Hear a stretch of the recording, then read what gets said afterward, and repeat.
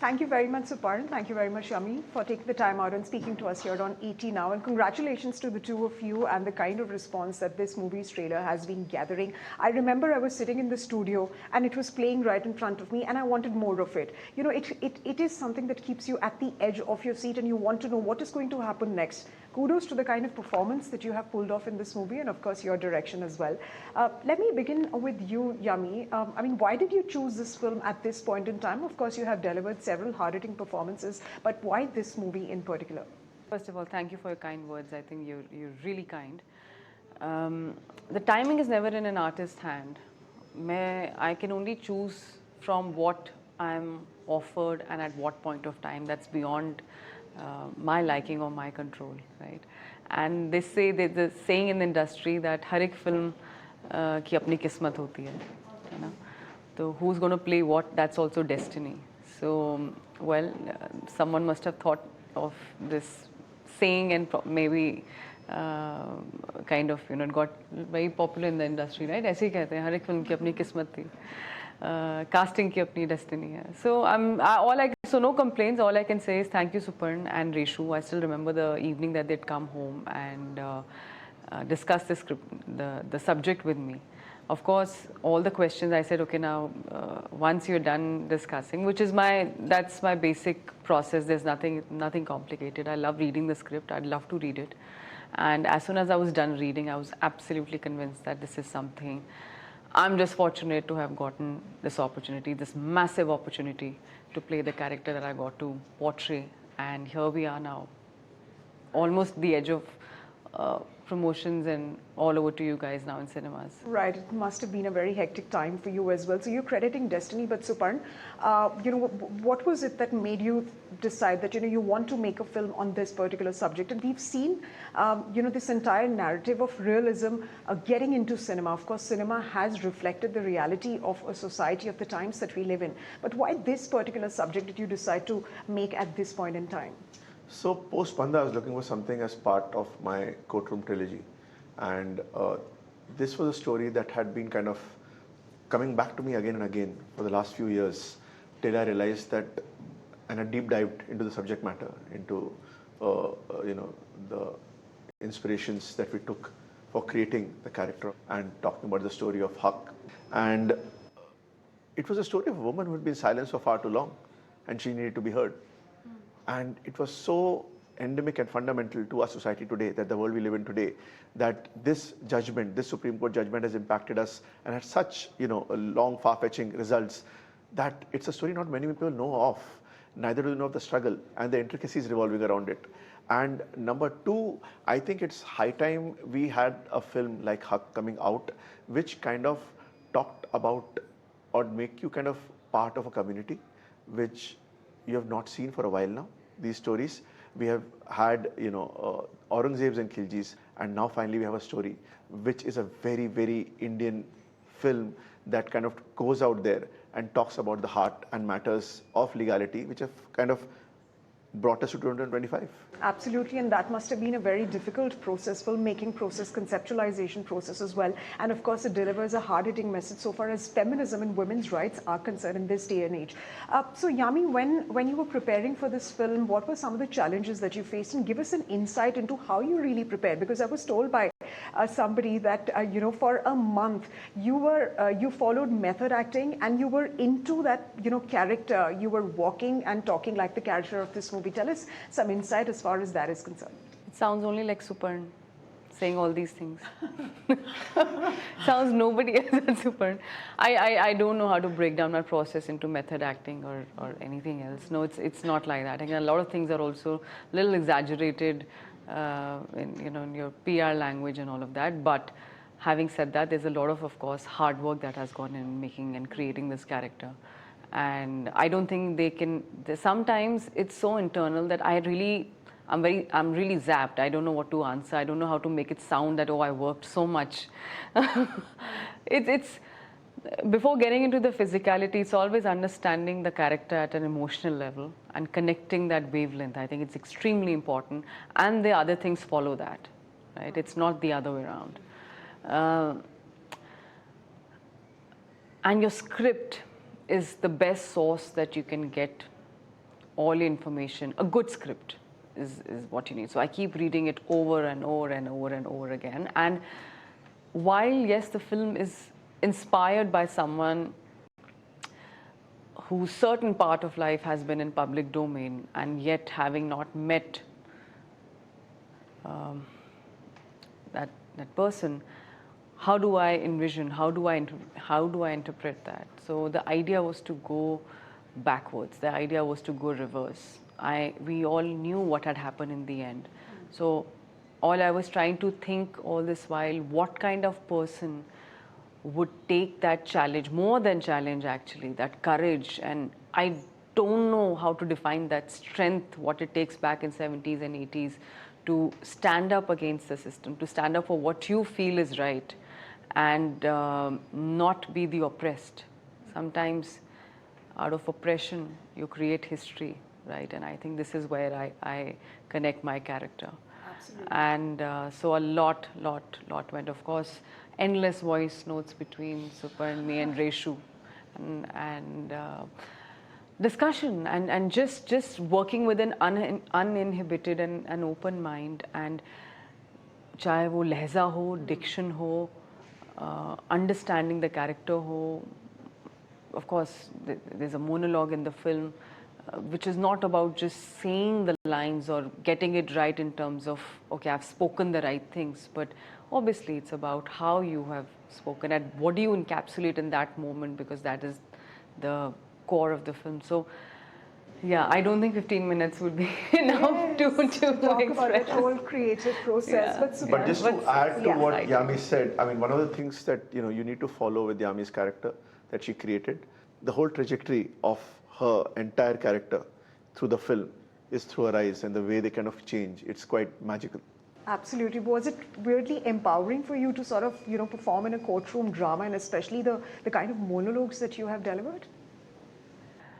Empowering, I don't know, that's the byproduct. I think at that time, the feeling was, I don't think I'm just that one character at this moment. I'm also, this film is going to be watched in 2026 and by women, by men of different class, caste, religion, age groups all across the country, tier 1, 2, 3. And I thought I sort of represent someone with whom each one of us would resonate or would find themselves in that character at some point or the other. So I was very cognizant of that fact while performing that scene.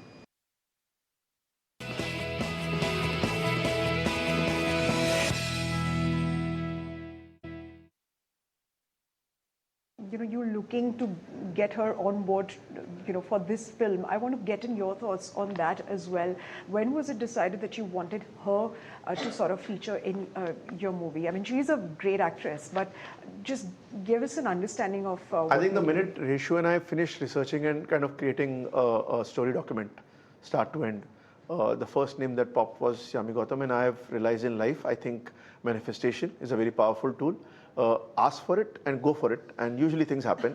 So we went to her and she heard the story and said she loves it and come back with a script, and we came back with a script. And yeah, here we are. It was literally as real as that. Yeah, there's nothing dramatic with my meetings or anything ever. I don't know how is it with others, but it's very clinical, it's very straightforward. And that's the way I like to work, with respecting everyone, the process. When I come on board, I dive in like a full team player. Come what may, we have to make the film. There are 1,000 challenges that a filmmaker has to go through, especially these are not those big budget films or anything, right? We know where our restraint, and that's fine, that's okay. So we know the challenges that come with a film like this, or any film, of that matter. So yeah, you be cognizant of the fact, and the intent has to be, the film has to be made, and it has to be made right, come what may, and we are there for each other. Right. So it's as simple as that. Right, so we're all waiting for 7th November when the film will be in cinemas. Just a quick couple of questions before we wrap up this interview of Suparn and Yami. In terms of when you talk about the industry, congratulations, you've just become a mother as well. How much is that deciding in terms of how you choose films And of course, there was this whole controversy and debate about the fact that, an 8-hour, shoot schedule, or there has to be some work-life balance. How are you looking at those concerns or issues? I'm dying to answer that one, but let us. Yes, we'll come to that. First of all, once a mother, always a mother, and every mother, be it whether you're working or you are a homemaker, is special and does the best that she can for her child, right? Nobody's more important for a mother than her child, than her baby. And this is a very different and a very new phase, just like so many mothers out there. As far as my job is concerned, the way I choose my scripts, my personal life has nothing to do with my professional life. If this conversation about this 8-hour thing, I don't know the details, because what does this 8-hour mean? Does it mean only working? Because the kind of job that we have when we arrive on location, arriving on location is different from arriving on set. You arrive at your location, you get ready, that takes a certain amount of time. Then you go on the set, and that's where your working hours begin, right? As much as we would like a time cap like any other field, but ours is a little different. Today we are shooting here. We are here comfortably sitting in a studio. Tomorrow we could be shooting under scorching sun, or जैसे इस साल हुआ है, suddenly बारिश हो गई है, बारिशें रुक नहीं रही हैं, तो अब क्या करें? Locations, permissions, permutations, combinations, other actors, technicians, so many things, right? And I'm sure a director and a producer would have much more to add to that. So this whole concept of this time cap is, for me, it's very subjective to an actor and a producer-director collaboration and their mutual understanding, right? If, God forbid, there's a medical emergency or something, my child's not well, I'm sure they would do whatever it takes for me to be home. And the same way, I've never left set in my entire career, and I'll never do that. If they require me over a certain time, for a certain day which there is some issue that we are not, that we have to extend it, there's a mutual understanding, right? Hence, it's literally for me between the actor and the producer, the kind of budget your film has. If it's certain number of hours, then can you give? That means the shoot will be for longer period in terms of days, etc. It was my son's Mundan ceremony, and as we all know, that's something which is the date it's a very auspicious occasion, and they finalize the date as per our ritual, and that's beyond me. And I requested Suparn, I said, which can I please go for that? Can we wrap up the shoot just 2-3 days before? Is it possible? He said, absolutely. I mean, I'd kept those extra days because I didn't want to put pressure on you and Imran for the Supreme Court monologues, but we'll make it happen. So it happened. So I think that's why I said it's very subjective and the understanding between the producer and the actor goes. And that's a nuanced answer. Suparn, you wanted to add to that? Actually, I'm not going to nuance answer. I'm just going to add to what Yami just said, is that this is something that's been happening for decades. There have been actors who shoot only, for 8 hours a day. They only shoot for 5 days a week. They don't shoot night shoots. That's been happening for years, and this is pre-decided between the director, the producer, and the actor. It's not something that the actor arrives on set and says, I'm not coming tomorrow, for example, right? It's all on paper, where if it doesn't suit the production, they don't go ahead with the said actor in the first place. So why is it that suddenly if a female actress says it becomes an issue? This has always existed. It's nothing new. And end of the day, we're an industry of human beings making art and emotions in very odd circumstances. Could be in outdoors where you have actors dancing out of the blue in the middle of Switzerland streets. Not a normal profession, right? For example, our reality is very different. We are always chasing the sun.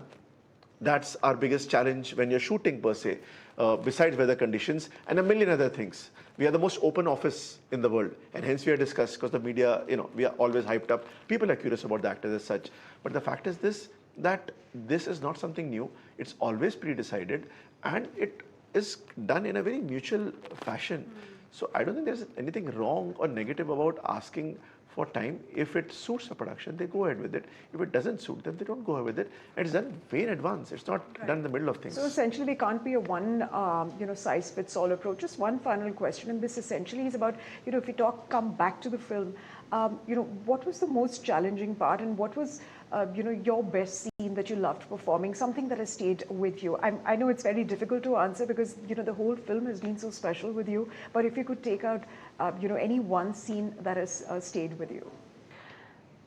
I'll just try to sum it up by saying that my endeavor has been to choose scripts, since you asked me, basis my instinct, and my instinct will always gravitate towards doing something impactful. It doesn't have to be a serious, intense drama, and even intensity can be subdivided into very different genres, right? It could be comedy, it could be anything. So my idea is to do as impactful roles as possible, and be a part of this new wave for Indian cinema, especially where good parts are being written for female actors. That's one. And as far as HAQ is concerned, yes, you're right. It's very difficult to choose the journey, but I think the monologue in the end, that was all. That was something else. I think Would you like to enact a line or two? Oh, absolutely not. Absolutely not. That'll make it You so want to keep. That's going to take away all the offers also potentially which might be coming my way. Absolutely not. Because it's so powerful. Yes. It's so beautiful. It is so soulful. And thanks to Reshu for writing it, Suparn, and all of us, we sat on that scene. Nothing. I think it cannot be touched. So okay. I'll only right now end up looking like a fool and gimmicky. So of course not. Of course not. You will not. And yes, we have heard the kind of response and feedback that it's got from the selected screening that the movie got. Suparn, one final question to you. When we talk about the Hindi film industry and the kind of changes that it's undergone, the kind of changes that content industry as a whole has undergone, whether it's related to television, it's related to films, it's related to YouTube, digital, a whole host of formats are coming up. You have OTTs. What is that one thing that you would want the Hindi movie industry to change, and what is that one big challenge that you foresee ahead for the movie industry? I think we are already changing. I mean, the change happened post-COVID, where a lot of us did not adapt, and a lot of, because I think we as a world changed, mindsets changed completely, and the world got exposed to a lot more than they had been with the advent of OTT. And that kind of changed the paradigm of how we view storytelling, and that's something that's been now catching up in a very nice way. The one thing that we'll have to kind of face challenges with, honestly, is AI, because it's not something you can run from. It is going to be part of us, and how do you adapt to it? How do you use it smartly without causing a casualty to creatives, to the human factor, and use it in a smart way, which is much more humane. We need laws coming in eventually. It's important, but yeah, it is a conversation to be had separately, but yeah, it is a much bigger discussion. Absolutely, and that is something that is disrupting industries, not just in India, but across the globe. We'll have to see how that pans out, but for the moment, thank you very much, Yami and Suparn, for taking the time out. All the very best for November 7th, and kudos to the power pack performance that you've put in the movie, and of course, your direction. Thank you. ये रही महर की रकम। अब आज से हमारा कोई रिश्ता नहीं है। हमारे 3 छोटे बच्चे हैं। महीने के खर्च पर बात हुई थी, अचानक पैसे देना बंद कर दिया। मुस्लिम पर्सनल लॉ और सेकुलर लॉ को आप एक दूसरे के खिलाफ खड़ा कर रही हैं। एक सांस में 3 बार तलाक लेना कैसे सही हो सकता है सर? तुमने न सिर्फ कौम के साथ गद्दारी की है, बल्कि काफिरों का साथ दिया है। सेक्युलर लॉ की आड़ में शरीयत का मजाक बनाया जा रहा है और हम देखते रह जाएंगे। इसे बचाना हमारा फर्ज है।